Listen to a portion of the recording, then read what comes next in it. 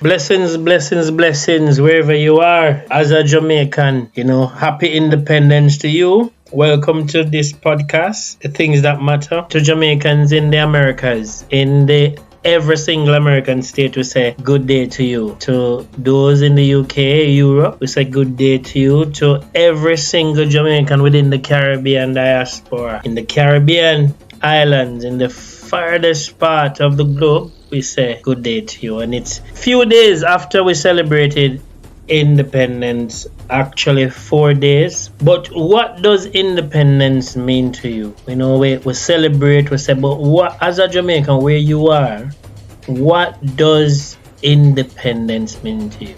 I'll start off by telling you what this channel is and is not. Before we start, let me make it clear. This is not a place, a channel that was created for reposting rumors. This is not a place for misinformation, nor disinformation or half-truths. What we intend to do here is share perspective research, common sense, and have honest conversation. Because there's a lot to talk about. And if you are within the capacity to talk about things, you should talk about things. And you should, you should be able to share information so that people can grow and learn from them and empower people. And so we look across the board and we look at other bloggers and we say, what can I offer to feed people, to help people grow, to bring a sense of awareness to them? And so we think about the security space and the safety space and the mental health space, and there's so much information that is not shared. We look across the board and we see that so many people are surface and there's a lack of critical thinking, and so hence the name, The Things That Matter, and the forte. Being able to see what is right in front of us, to understand what is really going on underneath the surface. And there's a lot going on underneath the surface. And today we want to talk about how social media has changed us as a people. Or has it? Especially in Jamaica. We look at TikTok and we say the various vile behavior. What does the research show? And what is it that we need to watch for in regards to emerging technology, as in artificial intelligence? And so we bring back the question to you all. What does it mean to be Jamaican? What is identity? What does it mean?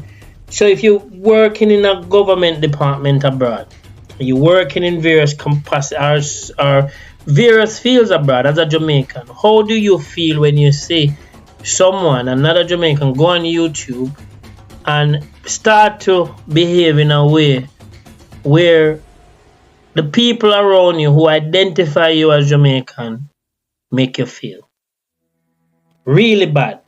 When you see a Jamaican telling a woman she must go suck out this and she must do that, and for no real, justifiable reason. How does it make you feel? How do you feel when you see girls that could be your daughters, bear all online, and you over 30 and you come from the country, or you lived in a time in Jamaica where the values meant something, and it meant something, the flag meant something, the way we lived as a community meant something. How do you feel? How does it make you feel when you recognize that which we hold true to, that is innate in us? The good things of Jamaica is swept under the carpet, and the things that are the worst part of us is shown online.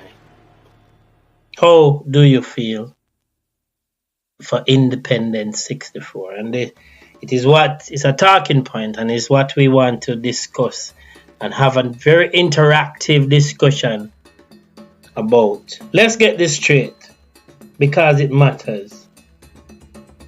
social media have obviously impacted the world, and it has impacted Jamaica a lot and Jamaicans. It has impacted us in many positive ways. It has aided crime, assisted the help police with crime, of course, and it has aided in our communication. However, there's an elephant in the room, and the elephant is that cyberspace is an actual place. Cyberspace is not a physical location, but is a different place where behaviors change. It's a different environment where our sense of awareness and perception and the fact that we can remain anonymous, there's a level of anonymity, gives us that space to be bold and brave. And so that freedom comes with a lot of negative things, because with some freedoms, depending on who get it, we exploit those freedoms. And some of those freedoms come with disrespecting people. Some of those freedoms come with aggravating situations online. And the algorithm, which is a set of instructions, mimic those patterns and feed it back into social media, amplifying it. And so you see, anything that is negative is amplified on social media. But where did this start? When did Jamaica become so charged by social media? When did we sit at a table and literally still be lonely because the person across from your head is buried down in the phone and you are buried down the phone? When did it become so vile that you cannot leave your phone? You feel compelled to hold it and walk with it and carry it in your pocket. It becomes a part of you, more dear so than your kids, more dear so than your partner. In most cases, I believe, if it came to the test, some people would say, take my partner, but give me my phone. Sacrifice my child, but leave my phone. Yes, I think so. Because the addiction is vile. And so it has to be studied. Facebook was Jamaica's major platform that brought social media in our face. Me remember. You remember? Yeah, man. We used to have it in a laptop. We have the whole laptop. Remember them big desktop thing that we used to have? We used to have them thing then. Remember, it came in about 2006, 2007, but it hit the world about 2005. And for years, you could have sit down and access it, and everything did fine. You could have still find a little girlfriend on Facebook and connect with some family. But you must remember, a lot changed when September 11 came around. A lot changed in terms of security. 2001, after September 11, the world changed in terms of security. But we'll get back there. I remember the Jamaica Gleaner in 2010 published articles about how young people and communities, how rumors were spreading fast and children were being exposed to things. Them days there, yes, the media was a bit different stage, and different media houses was a bit different. Media wasn't so politically aligned as the big shift from the desktop to a pocket came about 2012, 2013.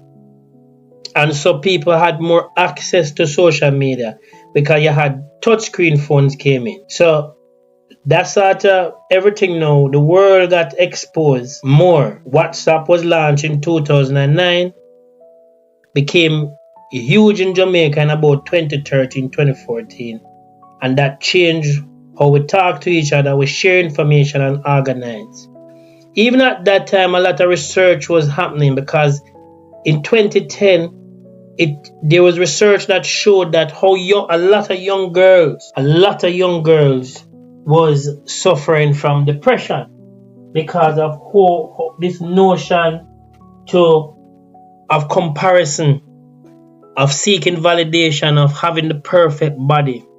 And so in America, there was lots of states conversations around depression and suicide, or thoughts of suicide. Instagram took off in Jamaica 2013, 2015, TikTok 2019, 2021, and we've seen the damage of TikTok in Jamaica. Not to mention the various security element of social media. If you Google cybersecurity effects of the banks in Jamaica, you will see millions of dollars ciphered. Yet still it hasn't come out plainly and been announced, but yes, millions of dollars have been defrauded from Jamaican banks because of online fraud. Yeah, these are not just theories. These are things that happen in Jamaica and in other Caribbean countries. But we are focused on Jamaica. From around 2012 onwards, research show a rise in anxiety, in body image pressure, and low self-esteem amongst girls. Now, the problem is in Jamaica is that our mental health framework is one where it's not something that we look at. It is so important because we talk about physical health and fitness, but if your mind not fit, you're not fit. Because everything comes from your mind. Is my theory. If you can reflect on the amount of people that you know that maybe had cancer all the time, and the minute they go to the doctor tell them I'm have cancer, and weeks after they die. Why? Because it's the power of the mind. What you don't know won't hurt you. Fact. What you don't know won't hurt you.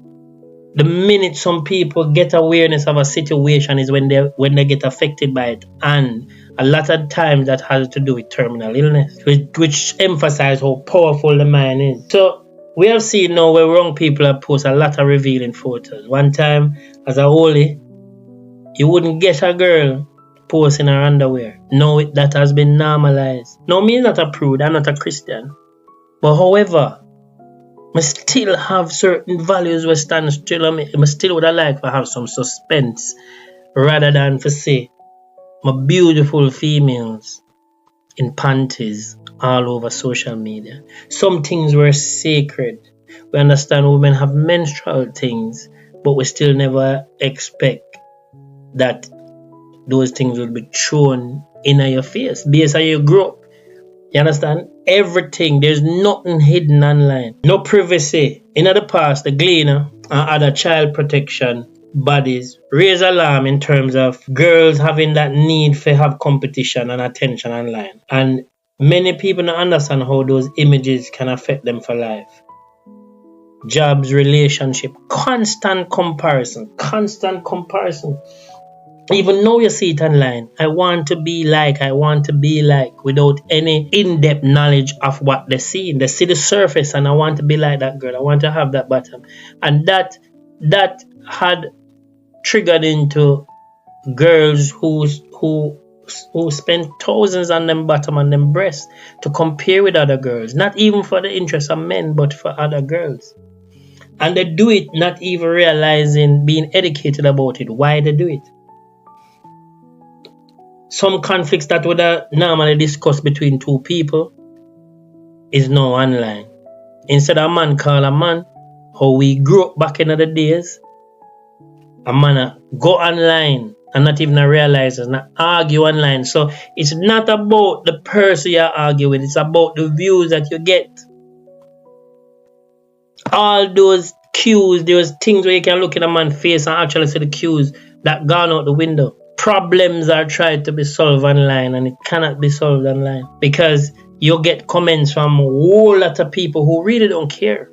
Everybody has served their own self-interest. Being anonymous allow people to send threat, like one Kevin. Them spread lie, like some bloggers me know. Them organize trouble without any fear whatsoever. Some predators use them platform for target little girls and boys. We as a people, Independent 64, have a lot of us have lost with check and balances. Things I wouldn't say in front of your mother, your pastor, your neighbor, you don't openly online. And it seemed like the majority of us get caught up in that win. Respect and family values, that was the foundation in 2026 has gone through the window. So what does independence mean to you? What does it say of our identity and the things that we stood for and the fight where the Maroons and our forefathers did for us? What does that still matter in 2026? Beyond the pageantry and the stadium and the clapping and the big cars coming out and the opening doors for the politicians, what beside those hype does 64 mean for us as a people? When degradation is celebrated and all of that is celebrated and crime is desensitized, scamming is celebrated, fake content is laughed at, fake videos, voice record, all of these can be used for criminal intent. Become harder for the Jamaica Constabulary Force and the Jamaica Defence Force now to solve problems. Scams from all sectors. But the threat we face with AI is even greater, because when you can fabricate a video and con a woman, con business people or regular citizens, saying that they said things they never say or they did or they never did, how do you mitigate those things? That's what coming to us.